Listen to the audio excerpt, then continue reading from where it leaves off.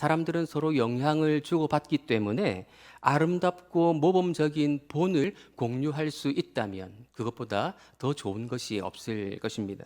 사람들은 누군가를 본받기 마련입니다. 원하든 원하지 않든 우리는 누군가에게는 이미 본입니다.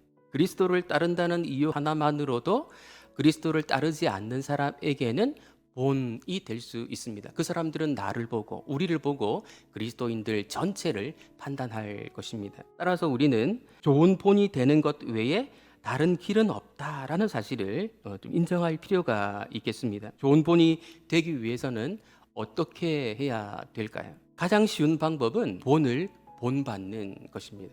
우리는 바울의 사역과 사역을 하던 당시 바울의 마음을 엿보려고 합니다. 그리고 그 마음 속에서 우리가 본받아야 될 것이 없는지 살펴보고 우리의 교회 생활에 또 목장 생활에 한번 적용해 보려고 시도할 것입니다. 너희 아는 바와 같이 우리가 먼저 빌립보에서 고난과 능력을 당하였으나 우리 하나님을 힘입어 많은 싸움 중에 하나님의 복음을 너희에게 말하였노라. 많은 싸움 중에 복음을 전했다고 하는 것은 바울이 복음을 전하는 사역을 감당했을 때 즐겁고 형통한 일만 일어나지 않았다는 것입니다. 사람들이 복음을 받아들여서 가치관이 바뀌고 삶이 변화되는 일들을 보게 되면 정말 즐겁고 신나겠지만 적지 않은 상황에는 그렇지 않고 고난과 능력이 따르기도 했습니다. 바울이 하나님의 인도하심을 따라 살지 않아서 그런 안 좋은 결과가 초래된 것일까요? 하나님의 뜻을 따라 하나님의 인도하심을 따라 산다고 하더라도 고난이 올 수 있다는 것입니다. 바울도 고난을 받았다면 하나님의 뜻에 대해서 잘 모르면서 따라가는 성도들에게 또 고난이 올 수 있는 것이지요. 그래서 복음 전하는 사람이 소위 말하는 성공한 사람이어야 될 필요는 없습니다. 오히려 각종 어려움 가운데서도 하나님과의 관계를 잘 지키고 있는 사람이 유사한 어려움 가운데 처해 있는 다른 사람들에게 복음을 전하기가 더 수월할 수 있는 것이죠. 따라서 목자들을 포함해서 우리 성도님들은 지금 경험하고 계실지 모르는 다양한 어려움들을 원망하거나 도망칠 기회로 삼지 마시고 같은 어려움 가운데 있는 다른 사람들에게 접근할 수 있는 기회로 삼으시면 좋겠습니다. 아마도 이것이 데살로니가 교회가 세워진 지 얼마 되지 않은 역사가 석 달밖에 되지 않은 교회였음에도 불구하고 믿음, 사랑, 소망의 모습이 선명하게 드러날 수 있었던 교회가 될 수 있었던 원인이었던 것으로 보입니다.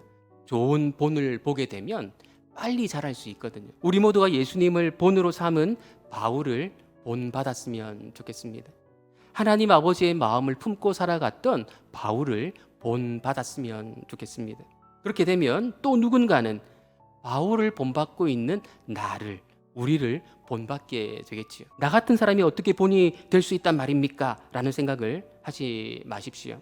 우리는 원하든 원치 않든 누구에겐가는 이미 본이라고 말씀드렸습니다. 성도들을 향한 바울의 마음을 본받으십시다. 사역을 어려운 가운데서도 흠없이 사역하려고 했던 바울에게서 우리는 아름다운 것을 본받으십시다. 오해함으로 믿음에서 떨어질까 염려해서 편지를 써보내는 민감한 목자의 마음, 아버지의 마음을 본받으십시다.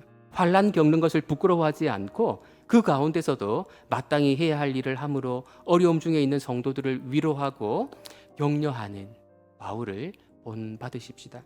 우리가 그 모습을 본받게 되면 누군가는 우리를 보고 본받게 될 것이고, 그렇다면 우리 교회의 공동체 안에, 우리 목장 안에 예수님 닮은 하나님 아버지의 마음을 가진 사람들이 넘쳐나게 되지 않겠습니까?